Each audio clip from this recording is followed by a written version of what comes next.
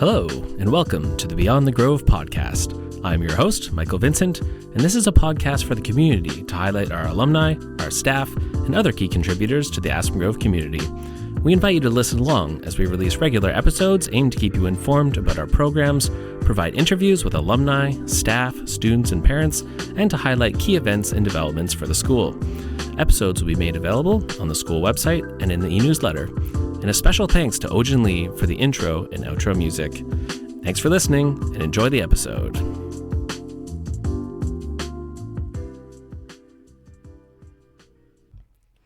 Welcome, listeners, to another episode of the Beyond the Grove podcast. Today is my pleasure to introduce Victoria Welty. Victoria. Woo! Thank you so much for having me. I'm so excited. Thanks for coming in. You actually had to find childcare for this, right? I did. Yeah. I'm probably one of the few that have a kid. I think there's 3. Okay. But that's cool. More and more every year, so. Yeah, I know. Like I said, I wouldn't have guessed it would be me, but here I am. Yeah. I have Leo. He's awesome. Honestly, the best thing that has happened to me. And you said he's 18 months. He's 18 months. Yeah. So cute. What's he doing right now, do you think? Oh, he's probably running around. He does not sit still. I don't know, that kid, I don't know how much energy he has, where he gets it from, but he doesn't sit still. He's running around always. Not from you? Honestly, probably, maybe. Maybe. He talks a lot too, which he definitely got from me. Hence why I think I'd be perfect on a podcast. I was going to say, that's what we like here. Talking is good. So. You know, when I saw that you were doing podcasts, I was secretly like, oh, I really hope that they'll ask me to do the podcast, just because, like I said, I'm a huge consumer of podcasts and I like to talk. So here we are. It's a pretty good medium. So yeah, thank you for coming in. I appreciate you taking the time. Thank you. I'm glad you enjoy podcasts. You're in our first 10 episodes, so that's super exciting. We got you on. We're groundbreaking here. We are groundbreaking. So I have a few stock questions I'd like to ask, but also I know you've had some experience in the military. Be curious to hear some stories about that. Yeah, of course. So out of curiosity, just for you, do you have a best memory of Aspengrove? You know, I was listening to some of the other episodes, and everyone was like Strathcona, Banff, and those are definitely top tier memories. I don't think you appreciate it as a kid. You really don't. Then you grow up and you look back and you're like, man, I got to spend like a week hiking through the mountains in Strathcona, in the most beautiful, arguably one of the most beautiful places on earth. And then when you think back to the moment, you're like, oh, I'm tired, I'm wet, I'm cold. So you don't appreciate it in the moment, but I think as an adult, you look back and you're like, that is unmatched. Very few people get to experience that kind of. I'm so glad you brought that up, because it is like the most common thing that people say is, oh, I love Strathcona. But when they're here, there's so much complaining about, I gotta sleep in the I gotta sleep on the tarp and go out in the rain. But you're right. Yeah. I think there's something about you get a different perspective when you leave. Yeah, and I think you get a bit of that camaraderie aspect with your peers, because you're doing something challenging and hard. And I think that's so important. You have to do things that are uncomfortable and hard, even if you don't want to. So I do really appreciate that. However, I will say, probably best moment at Aspengrove was going to provincials for volleyball. Oh, nice. Yeah. Like the girls worked so hard for that. We were the first team to go to represent Aspengrove. You were at provincials. No one even heard of Aspengrove. Even in Nanaimo, like few people even knew about Aspengrove. So to be able to represent Aspengrove, and it was so much fun to do the road trip. We got to go through. You're driving through the Coquihalla. Yeah. I think it was like wintertime too. It was crazy. You know what? We got to see. I think it's like Ice Truck Rescue. We got to see the rescue, like that. Ice Truck Rescue? What is that? They have a show on Discovery Channel. Oh, okay, cool. I think it's Discovery Channel. I don't know. Sounds like Discovery Maybe it's Channel. Global, whatever. And they were they were actually rescuing a truck that was in the snowbank. We got to see that. That's cool. So there are cameras and stuff there? I don't remember if there was cameras, but I remember we had to stop. We had to get out of the car for a little bit. But so you put us on the map then? Fun. Yeah, maybe we were in the background of the show. Right. Who knows? We should go back and see. I don't know if they're filming, but I recognized the truck. We're like, oh, yeah, that's from, like, I don't know, Danger Ice Rescue. So, whatever the show is called. Yeah. I've not seen it, but I've seen trailers for all those. Yeah, I love those shows. Coast Guard Alaska, favorite show right now. Yeah, that was what I was thinking of. That's my favorite show right now. I love that stuff. No, that's awesome. So yeah, if you are currently at Aspengrove and you go to the Raven's Nest and you go to the trophy case, Victoria and I were just there. Yeah. Her picture, you're actually like in the center of the photo, I think. I don't know how, but I am, yeah. Were you the captain? No, I think one of the years, it was Ashley and I. Oh, right. I think she was captain and I might have been co-captain. So look for Victoria. She, I think, is sitting on the bench right in the middle Number of the photo. 7, baby. Number 7, there we go. Represent. That is cool, though. Like, you are on the first Aspengrove, like, team. Yeah, we were really like one of the school. first real teams. I'm sure you guys have lots of representation now. Like you got basketball. I don't We think have had more. I don't think we had basketball then. No, I think girls volleyball like put us on the map. Yeah, it was epic. It was awesome. It was so much fun. And it was just like I don't know, unmatched. That feeling. So our the game to qualify for the provincials, it was super close. And when we won, everyone was jumping and screaming, and it was it was epic. It was a lot of fun. That's awesome. That's a really good memory. Yeah, I would say best memory. So number 2, Strathcona. Number 1. Yeah, there's a lot of good memories. Banff was super fun. Like that was, to be able to experience that's another thing. Like you said, you just don't appreciate it in the moment. Mm-hmm. But yeah, even just the trip out there. Going on trips with your friends is always a lot of fun. Like when you're a kid, going on any type of road trip is fun. Going with your teachers feels like a big sleepover, big slumber party. We're going to Quebec in February. Oh, really? Yeah. That's exciting. We're in Quebec. Montreal. Quebec City? Montreal. Montreal's so beautiful. I love Montreal.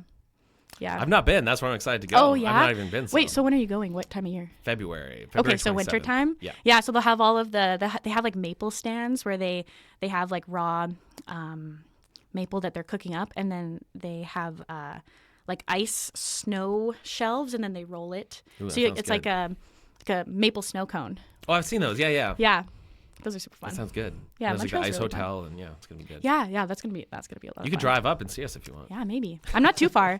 I'm like 2.5 hours away, 3 hours away. Yeah. Yeah. Probably a bit far.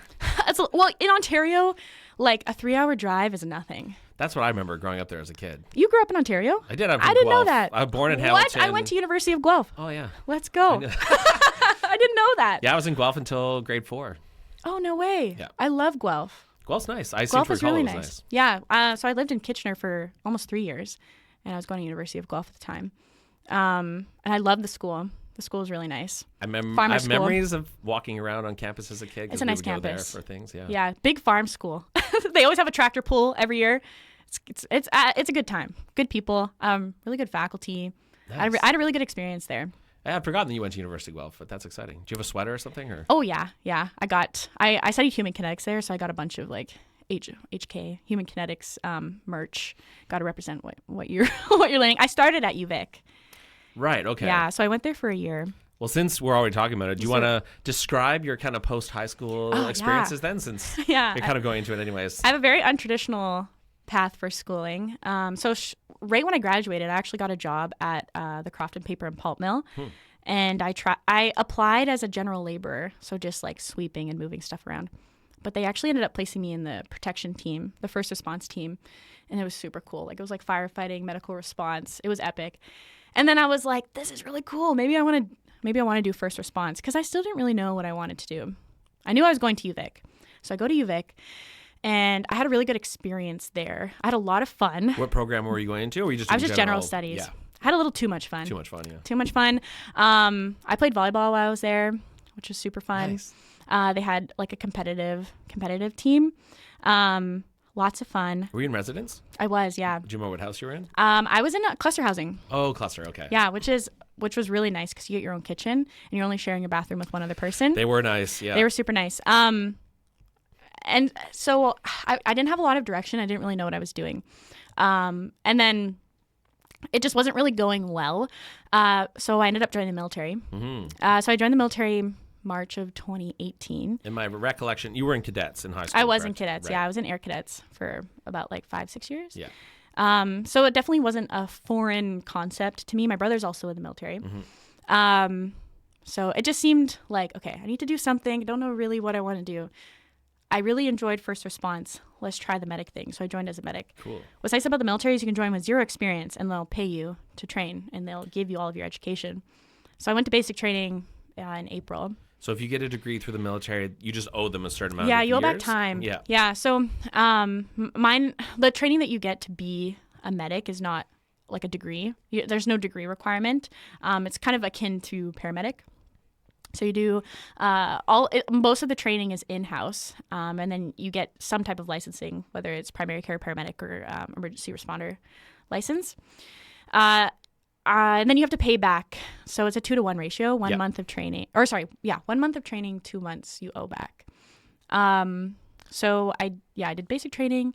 And then they didn't have any spots for me to get coursed that summer. So I was placed on, it's called OJE on the job, OJT on the job training. So I was in Comox. I was working at the cadet camp. Oh, yeah. Okay. Which is crazy. funny because I went to that cadet camp as a kid. So I was working in, they call it sick bay, because it's a Navy cadet camp. So just working in the clinic. And we I saw didn't realize kids. that you lived in Comox for a while. Yeah, I lived there for just that summer of 2018. Oh, okay. Yeah, and then I went to Germany in September of 2018, and then I was there for 3 years. And what were you doing in Germany? I was doing the same thing. So Okay, so it's through the military. Yeah, we have a command center for Europe in Germany. Like I was saying, there's a lot of military members in Europe, about probably like 2,000 to 3,000 spread throughout all of Europe. So we were kind of a command center, a support, like decision-making command center, and then also support services. So I obviously was in the medical trade, so that's what I did. Being a medic in the military, and like no career path of an individual is the same, because there's so much that you can do within it. So for example, you can do primary care and kind of similar to like an acute care clinic. Mm-hmm. So like a walk-in clinic or like a family practice clinic. So you can work in that environment, and that's a lot of like nursing skills. Basically, like we screen and we see every patient that walks through the door. If it's within our scope of practice, we treat them. If it's not, you collaborate with someone higher. So like a clinician, nurse practitioner to treat them. And then we do a lot of like minor procedures, like med-admin, lab stuff. And like it's a very versatile job. And did you like doing that then when you were doing the medic stuff? Yeah, I did really enjoy it. Something that you enjoyed? So right now, that's what I'm doing right now, that kind of job. I'm working at a bigger base, a big Air Force base in Trenton, Ontario. It's busy. As healthcare is all short-staffed, but military healthcare is incredibly short-staffed. Is Trenton, is it the biggest one in Canada, or one of the biggest ones in Canada? Not the biggest base, but one of the biggest Air Force bases. Okay. Yeah, my brother's there too. Oh, that's cool. Yeah, he's flying. Did you see each other at work? Yeah, we live together right now. Oh, okay. There we go. Roommates. That's awesome. Yeah. Just to save go back money. to the Germany thing. Yeah. Did you apply? Like, I would like to go to Germany, or they're like, hey, do you want to go to Germany? Yeah, so Germany is one of those sought-after postings. It's called a posting because you're there for 3 years. It's not considered a deployment. Deployments are usually like 6 to 8 months. Right. So you move there, all your stuff, you live there. Is that competitive? Are lots of people wanting to go? Yeah, most people want to go. However, it does seem now that a lot of people are not wanting to go. I think it's a little less competitive just because they're so short-staffed. But at that time, it was competitive. Yeah, it's like a big application process. You have to get references and all that kind of stuff to be able to go out there. Because it is an intense privilege to be able to live in another country and experience that culture while working. Mm-hmm. It was very weird because you'd go to work and you're working with Canadians. You're speaking English. You have the Canadian culture all around you. I was going to say, do you speak German now? Or? Ich spreche ein bisschen Deutsch, yeah. Oh, very nice. I had to learn a little bit because the area that we were living was the middle of nowhere. Mm-hmm. No one spoke English. You'd go to the grocery store. The culture is very different too. And I feel like they can tell if you're not from there just by the way you dress. Because in Canada, it's very chillax. You know, you can wear a hoodie and some sweatpants. Especially on the island, yeah. Oh, yeah. You can go out and you can go to the grocery store and no one's going to look at you twice. Yeah, Europeans have higher fashion standards. If you go out in sweatpants there, they're giving you the dirty look. They're like, they don't have to hide their expression. You know what they're thinking of you. That's for funny. Sure. And then even if you try to speak German, they'll get mad at you and they'll correct you on your grammar. And French grammar is hard. Spanish grammar is hard. German grammar is so hard because there's 3 different conjugations. Oh, wow. Because they have feminine, masculine, and like neutral, yeah. I think. So I always was getting it wrong. But I learned how to just get by. Like I don't know a lot of German, but like I can. Well, it sounded good there. That one I've practiced that one line quite a bit. Yeah. So I know that one very well. And then the problem is that if you say that and then another person speaks German, they're like, oh, she speaks German. Right. And I'm like, no, that's all I can say. That's all, yeah, I got my one line. Yeah. Talk to me in English, please. Yes, please. Yeah. So within the base, that was our in a town called Geilenkirchen, Germany. It was just the western part of Germany. It was bordering the Netherlands. We spent a lot of time in the Netherlands. I freaking love the Netherlands. Great country. If I had to live anywhere in Europe, I would move there. The Netherlands? Nice. Yeah, the people are so nice. It's very beautiful. It has a little bit more of a North American feel as well, so you kind of feel a little bit more at home while you're there. And the culture, like the Dutch culture I really enjoyed it. That's where, because the base that we worked at was super small. There was 89, I think, uniform members, and then all of their families. So I think there's about 300 people. But the problem is that it's like, oh, let's go hang out with the people that we worked with today. What did you do today? Like, it's just, you're with them 24/7. So at first, it was super fun, and then it got kind of lonely. Felt very isolating because you're just around a lot of old German people. They don't want to be my friend. Well, maybe they do. I didn't ask. Maybe I should have. When you're there, are most of the people in the military working, are they Of what age? Oh, that's a hard you thing, working yeah. with people in the 20s? I was the youngest person there. Okay, I was the youngest person on base because I was 19 when I moved there. So I was 21 when I came back, or 22 when I came back. I was the youngest one. It's a lot of high ranking. Okay, a lot of high rank because so it's a command base. Peg like an average age. I would say probably 40s. Okay. Yeah, and like the support staff, maybe like 30s, late 20s, 30s. But it's hard because, like I said, you see them all day, and then it's like, okay, yeah, we can do a little bit of social time, but it'd be nice to spread your wings and see other people. So that's where I got introduced to CrossFit, was in the Netherlands, because we were just trying to find something to do outside of work. That's your go-to, right, for fitness? Yeah. I know it's controversial, guys. Everyone always is very controversial. Is it controversial? Yeah, people are super like, I don't know. It's hard to speak on. I think a lot of people look at CrossFit, like the CrossFit Games, and they think like, this is insane, super dangerous. Why would you do that? Okay. It's not useful or helpful for the average person. But Seems like you get really fit doing it, though. Oh my gosh, yeah. The average CrossFit gym, though, the average CrossFitter that is going just to stay fit, they're not doing the stuff at the CrossFit Games. Like, those are like high-level elites. That would be like comparing yourself to someone in the Olympics. Like, of course, you're not going to be at that high level. The modality has, I think, well, okay, I studied human kinetics. So obviously I'm very passionate about movement and the body. And I think the modality is good. I think it's backed by science. However, there's always bad apples in the bunch. Like, there are not great coaches and not great gyms, and they won't, like, some gyms are dangerous where they're trying to get you to do things you might not be ready for. But I got introduced to it in the Netherlands. They were so nice. They would, if they saw that we were there, they would teach the class in English. Oh, that's so nice. Yeah, and that's where we made all of our friends. So now I have a bunch of Dutch friends. Shout out you guys. You're probably not listening, but shout out you guys. And I'm just so thankful that we were able to meet other people outside of work, because it was super isolating. That was like a hard part about being out there, because people are like, oh, you're in Germany. That's so amazing. You're having so much fun. It's like, well, I'm still working 7 to 4. Yeah. I'm not going to, Paris every weekend. And when the people you work with are significantly older than you, then I guess it's hard to find your group. Friends. Yeah. Yeah. Like social health and like social habits is so important, I think. You need to have that camaraderie. And so, yeah, the first 2 years felt super isolating. And then COVID hit. So that probably didn't help with feeling socially isolated. We were stuck, like we couldn't go back home. And I didn't go home for the first year and a half. And then I was like, man, I wish that I did, because I couldn't go back now. And we were busy. Like, a lot of people stayed home during COVID. That was probably my busiest time at work. So how did that work in terms of mass or social distancing or stuff within the military? Yeah. So what's cool about the military is we have pandemic stocks, like stockpiles. So we were one of the fortunate, because in Canada, there was a lot of limited supplies.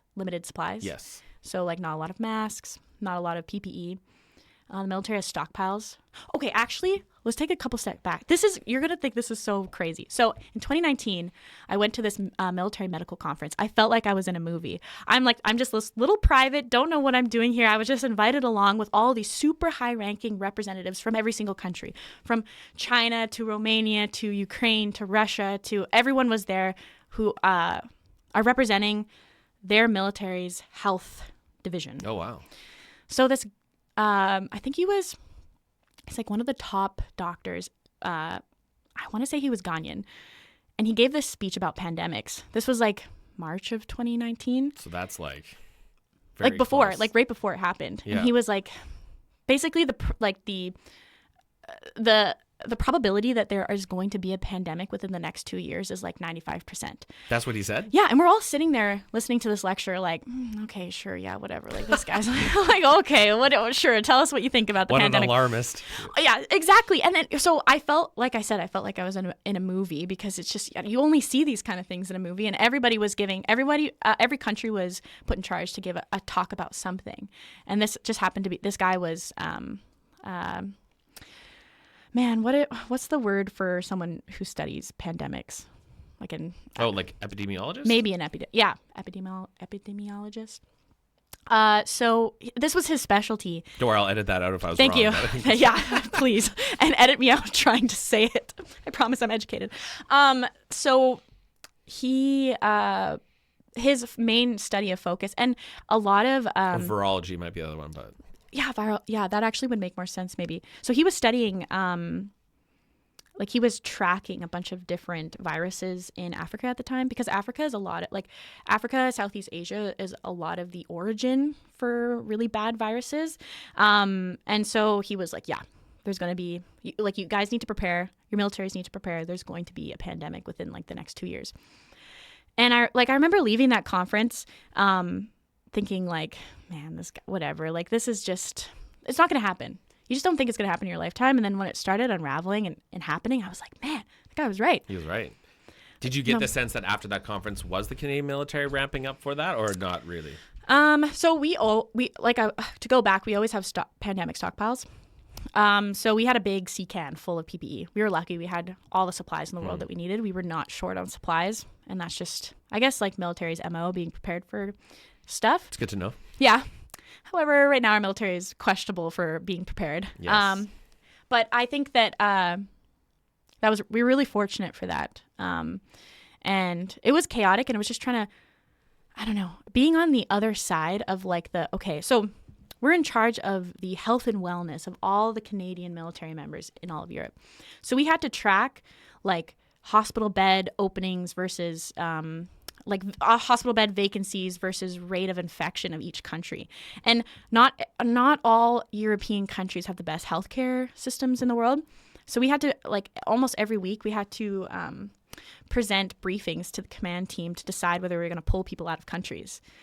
Wow. And just to be on that side, I'm like, man, I always thought that it was like really fancy, smart people that knew what they were doing. I'm not saying that I don't know what I'm doing, but I was the one like creating the spreadsheets for these huge briefings that are going to go up to the highest people in the military to be able to make decisions of whether they're going to pull people out of different countries. Anyways, it felt like a fever dream. I remember as a kid just thinking like, oh yeah, the government and all these, they know what they're doing. Military, it's all these, yeah. And then you realize one day like, oh yeah, that could just be me. Like it's almost the imposter syndrome thing. Oh my gosh, I still have imposter syndrome. I think most people do. Yeah, I feel like you never, especially as a mom, as a medic, as a student. Not many courses for becoming a mom. Oh my gosh, no, there's not.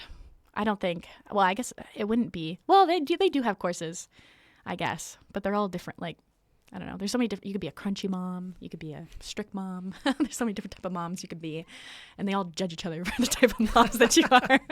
I hear that. All kids are different. You just have to. I feel if I were to give a masterclass on being a mom, there's no planning or preparing. You just got to go with the flow because every kid's so different. Yeah, you just have your life, and then there's a kid there. It's like, okay, you got to just follow their lead. That's right. Got to follow their lead.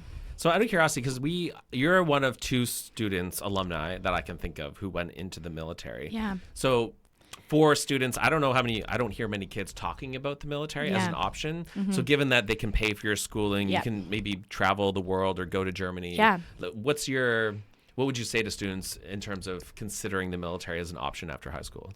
I would say, okay, so I have kind of two divisions on this. The job market is very different now, and getting a bachelor's degree doesn't guarantee you employment. And the beautiful thing about the military is that if you get a bachelor's degree through them, you're guaranteed employment. So if you're it's actually guaranteed? It's guaranteed. So right. If they pay for your school for 4 years, you're locked in for at least 8. Contract for, it's called ROTP, Regular Officers Training Program. It's usually 8 to 12 years. You have to sign on after. So that's after schooling. Not only that, your 4 years in school is pensionable time. So oh, wow. I didn't realize that. Yeah, I have 13 years left until I've got a full pension. Holy. Yeah. That's cool. However, you do have to wear green every day. Right. And there do are... you like green? I love green. Oh, there we go. Well, actually, I wear maroon. That's a bonus. I wear maroon, like that chair maroon. I'm pointing at a chair in the room that's colored maroon. Sorry, I forgot this is a podcast. Yeah, I wear... Because my scrubs are maroon. Oh, okay, right. Yeah, but I do happen to wear green often. And I don't mind it. It's a great color. Yeah, there are the caveats. You are in the military, so there are restrictions. You have to ask permission to leave the country or to go to other places outside of the geographical area of the base that you work in. Right. Rarely are you denied. Though. I would say that it's a really great option. It's a lot of job security. If you don't want to go into student debt, it's a big one. And it's challenging. I honestly, a controversial opinion, I think everyone should try at least a week of basic training. I think it would do good for the society. Not that I think that everyone needs to be rah, rah, hoorah. It's about, whatever your brain tells you in terms of your physical, emotional limits, you have at least probably 50% more in the tank. And that's something I learned in basic training. It gave me so much more confidence. I feel like there's no problem that I'm facing now where I feel like, okay, I can't attack this. So it gave me a lot of confidence. It gave me a lot of discipline. It showed me the importance of like even just small stuff of keeping your environment clean. It's like little stuff that trickles out. And I attribute that a lot to the military environment. I was in cadets, but it's a bit different in the military in terms of that. And I do think people would benefit. Honestly, I think they would. Makes you tougher. Mentally tougher? Mentally tough. But it's not even about being tougher. It's just confidence. Confidence in yourself. Yeah. Because our brain is our biggest limiter. Even when it comes to exercise. Like our brain will probably shut us down about 80% capacity. It's a safeguard so you don't hurt yourself, which makes sense. But sometimes you need to push past that 80%. And doing that in kind of a controlled environment kind of gives you the confidence that if you were to face something out in the real world, that you know that you can tackle it, you can handle it. That would be like the biggest plus. Also, I really like the no BS policy in the military. Like you really just, everyone's straight shooters. You know, it's like, we have to do this task. This is how we're going to do it. Let's get it done. Yeah. I like that. It's not like, okay, like, let's all talk about how we should do the task. It's like, no, here's the task. This is how it's going to get done. Let's just do it. And I personally like that type of work environment. So you've given them back the time now that you owe them? Yeah. So I'm fortunate enough that I don't owe back any time at this moment, but I'm looking at doing a bit of a career switch within the military. Is there quite a bit of flexibility to do that if you want to pivot into different parts of the military? Definitely. Yeah. You have to, once you get to a point where you're occupationally qualified, so you've done all of the training required for your occupation, you can apply to different jobs. Like a lot of people in the military will have 2-3 careers within the military, trying different jobs. Right. Yeah. Do you want to give us a hint of what you're thinking of transitioning to, or are you going to keep that under wraps for now? Well, maybe you'll have to have me back for a part 2. Part 2, yeah, we can do part 2 for sure. Yeah. Well, definitely, it's going to still be in healthcare. Yeah. And I might have to go back to school. And yeah. So if you want to go back to school within the context of the military, they're happy to like, yep, you can go do this, and you just owe us that much more time. Yeah, exactly. Yeah. Yeah. The sometimes it can be competitive, depends on what trade you're applying to. Yeah. So some trades are a little bit more sought after than others. So sometimes a little bit more competitive. And you're competing with not only the people that are in the military, but people outside that are trying to come in. So it can be a bit competitive. Oh, do you not get preference for being within the military already? They definitely give you like points on your application. Definitely give you points on your application. I guess if someone's super qualified for something outside, they'll like if somebody already has the schooling, and so they'll only have like a certain amount of slots open for each trade each year, and so like if 5 people, like let's say there's 5 spots, and if there's 5 qualified people who they don't have to pay for their education, then they'll probably take them. That's fair. Yeah. That makes sense. Yeah. So I guess regardless of not necessarily in the context of going into the military, but do you have just your best advice for students at Aspengrove, just life advice or student advice? Man, the biggest thing I learned in my early 20s was don't do many things mediocrely. Pick a couple and do them really well. Okay, nice. That's what I did. It took me 7 years to finish my degree because I wasn't super focused on it. I went back to school during COVID because it was online. I redid my first year because I failed quite a few courses. I just wasn't like, I would say in terms of the content that I learned while I was here at Aspengrove, like my first 2 years, a lot of it I learned here. And academically, that wasn't my struggle. It was a lot of the motivation of why I was there and the bigger picture of what I was doing. So if I were to reflect, I wish that I took more time to think about what it is that I actually wanted to do and then commit and do that and do it really well. I was trying to balance a bunch of things all on my plate all at once. And then I ended up doing a lot of half things or things like I'm not completing things not as fast as I could. It doesn't really matter how fast you do it, honestly, but just how well you invest in it. Because now, because it does affect you later in life. Like if you want to apply for more school, like they're going to look at your previous degree grades. So part of me wishes that once I decided to go back to school, I just committed and went fully back to school. Yeah, because I was working most of the time. So I was doing school part-time and working full-time. That's really good advice. Granted, some people are in a position to always Of be able course. to focus on one thing, but as much as possible, focus on as few things as you can. Yeah. Is that what you're saying? It's like jack of all trades, master of none. That's kind of how I felt. Yeah. And in retrospect, I wish that when I went back to school that I went to part-time or very part-time, and I just downgraded my life. Like downgraded, not living in as big of a house and not having like as many, like you can definitely not, like you said, it's so hard to once you start in the full-time work and you have rent to pay and a car and all that kind of stuff, it's very hard to go back. And a child. Yeah. During my maternity leave, I went back to school full-time to finish my degree. Oh, wow. Good for you. Yeah, I was taking 5 courses a semester to finish because I was like, I need to finish this. I need to get it done. And I was lucky because I had like mat leave, right? So I was like, this is the only time. I got to get it done. There you go. You were focused. Too many things. I had too many things that going on at a time. So if any advice, I would say don't work, do school, and have a kid at the same time. Too many things. That's good advice. Yeah. Like I said, I was kind of a jack of all trades and master of none. Wow. Yeah. I had one other question for you because you and I were chatting beforehand. You kind of talked about maybe how Aspengrove changed you as a student based on what you were doing beforehand. Yeah. Do you mind just speaking to that a little bit? Definitely. 'Cause I think that was nice. I honestly think that Aspengrove saved my high school career. I was on the downward spiral. So I did fine in elementary school, and as soon as I got to high school, you just slip through the cracks. It's very easy to not go to class. I wasn't going to class.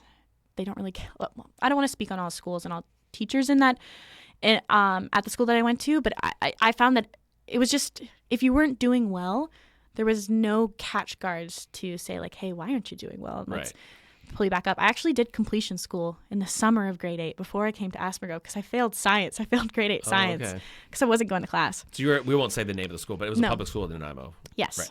Yeah. And then thank God my grandparents were like, there's something going on. We need to step in. And I'm very thankful for them and giving me the opportunity to be able to come to Aspengrove. Then I'm incredibly thankful for coming to Aspengrove. I think a couple of things. One is it's very hard to slip through the cracks here. And very often, because there was a couple times in my high school career where I started not doing as well, but I got picked up right away. Teachers would be like, hey, what's going on? I remember you being like a strong, hardworking student. So that's interesting that I didn't really realize your background before you came to Aspengrove. But yeah, it wasn't really the academics. It was just more of the environment, I would say. I think that while I was at Aspengrove, I also had really good camaraderie with my class. Like we were all really close, and they were all incredibly hard workers. You know when they say, show me your peers and I'll show you your future? Oh, yeah. That's very true for, I would say, coming to Aspengrove. I was just hanging around with It was a very hardworking class for sure. Very hardworking, and everybody had incredible aspirations, and everybody was amazing at 7,000 different things, and it was an intimidating group because everybody was so talented in so many different ways, but I think that it was super motivating. And not only that, we were all like a very close grade, so that helped, having that good peer group. And then I felt like I knew the teachers on a more personable level. I would annoy Miss Winus all the time. I was always in her class talking to her. She was probably like, I want to eat my lunch. Leave me alone. But I was always in her. Same with you. I feel like we were always, especially because this was in your classroom, was where the senior lounge was. So we were probably always bugging you. Back in the day. Back in the day. A while ago. I'm a dinosaur. So I think I would say, like, I honestly don't know if I would have finished high school if I didn't come to Aspengrove. Nice. Yeah, no, thanks for sharing that. No, I think it's one thing that teachers love about the school, too, is, like, we get to know you guys really well, and we enjoy just talking, and, Even just coming back 7.5 years later, I saw Mr. Oli walking, and he was like, what? You're here? And sometimes, in my back of my head, I know that, obviously, you guys would recognize me. I'm like, I wonder if they would even recognize me. You have so many students that go through. So I was like, I don't know. Are they going to recognize me? And then Mr. Oli was like, what are you doing here? And I was like, oh my gosh, it feels like I haven't left. Oh, you haven't aged a day, though, so it's okay. Oh, thank you. So we destroyed the old record. We're 33 minutes in, and there's still a bunch of questions I want to ask you, but I think we're kind of out of time. So if you're open to a part 2 at some point. It could be a part 2. I would love to have you back for part 2 to see where your career is evolving. Yeah, let's do it. Okay. But thanks for coming on. Thanks for inviting me. Really appreciate it. I'm kind of humbled by your experience and the things you've done. That's really cool. Wow, that's really nice. I really respect and impressed with all the things you've done, and thank you for serving the military. Oh, thank you for your support. Yeah, I have lots of questions about that, but we are out of time, so hopefully we can have Victoria back for a part 2. But is there anything you want to plug or anything you want to say or any closing words before we... No, I just thank you so much for inviting me. I'm super humbled to be able I was like, they're not going to want to invite me on to ask me about my story, but yeah. You're very high on my list, so I'm glad thank you accepted. you. Yeah, I'm happy that I could make it work, and it was super fun. Cool. So thanks everyone for listening, and stay tuned for a future episode where we'll bring Victoria back for part 2. Okay, thanks, Victoria. Bye.